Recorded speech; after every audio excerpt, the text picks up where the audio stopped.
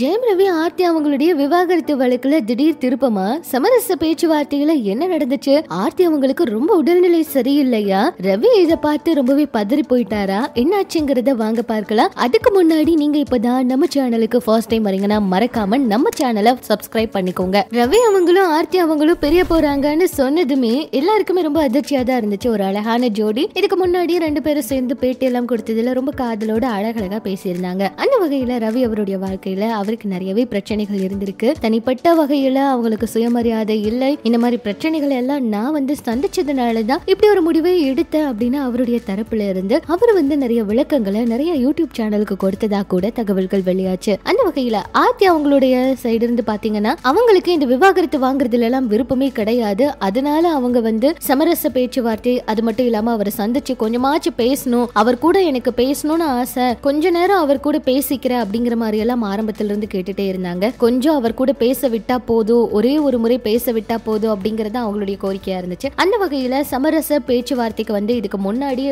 கூப்பிட்டிருக்காங்க. அப்ப ஆர்த்தி அவங்களுக்கு உடல்நிலை சரியில்லாம இருந்திருக்கு. அது காரணமா தான் அவங்கனால வர முடியல. அதனால காணொலி வழியா அவங்க ஆஜராயிருந்தாங்க. அப்போ ஒரு சில விஷயங்கள் பேசினாங்க. ரவி அவர் கூட அவங்க பேசினாங்க. ஆனா ரவி அவர் அதிகமா எதுவும் கண்டுக்கல அப்படிங்கிற மாதிரி தான் தகவல்கள் எல்லாம் அப்ப அதிகமா பரவிக்கிட்டு இருந்துச்சு. அதுக்கப்புறமா இப்ப மறுபடியும் சமரச தீர்வு மையத்துக்கு நேர்ல ரெண்டு பேரும் ஆஜராயிருக்காங்க. இந்த சமரச பேச்சுவார்த்தை தள்ளி வைக்கணும் அப்படின்னு ஏற்கனவே கேட்டிருந்தாங்க. அதனாலதான் நவம்பர் 27ஆம் தேதிக்கு தள்ளி வச்சிருந்தாங்க. மறுபடியும் அவங்க ரெண்டு பேரும் நேர்ல ஆஜராகி பேச்சுவார்த்தை நடத்தி இருக்காங்க. 1 மணி நேரம் ரெண்டு பேருக்கும் பேச்சுவார்த்தை எல்லாம் நடந்திருக்கு. இந்த பேச்சுவார்த்தையில தீர்வு எதுவுமே எட்டப்படாத நிலையில வழக்கோட விசாரணை அடுத்த மாதம் 7ஆம் தேதிக்கு தள்ளி வச்சிருக்காங்க. இவங்க ரெண்டு பேருமே எவ்வளவு பேசியும் அதுல ஒரு முடிவுக்கு இவங்க வரல. அதனாலதான் இந்த வழக்கோட தீர்ப்பை 7ஆம் தேதிக்கு தள்ளி வச்சிருக்காங்க.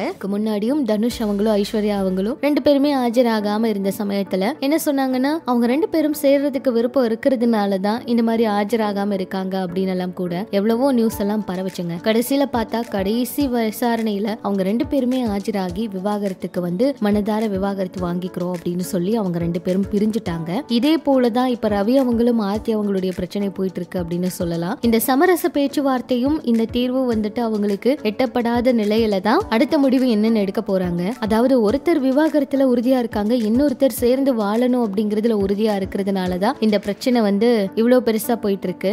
ஆர்த்தி அவங்க ரவி அவர் கூட சேர்ந்து வாழ ரொம்பவே போராடிக்கிட்டு இருக்காங்க. இதுக்கு முன்னாடி நடந்த விஷயங்கள் எல்லாம் விடுங்க, குழந்தைங்களுக்காக நம்ம சேர்ந்து வாழணும் அப்படிங்கறது அவங்களுடைய ஆசையாவும் இருக்கு. அதுக்காக தான் பார்த்தாலே அவங்களுக்கு ரொம்பவே உடல்நிலை முடியாத மாதிரி தான் ரொம்ப சோர்ந்து போய் தான் வந்திருக்காங்க. எல்லாருமே ரெண்டு பேரும் சேர்ந்து வாழுங்க அப்படின்னு தான் சொல்றாங்க. இது அவங்களோட முடிவு. என்ன நடக்க போகுதுன்னு பொறுத்திருந்து பார்க்கலாம். இதெல்லாம் பற்றி உங்களோட கருத்துக்களை சொல்லுங்க.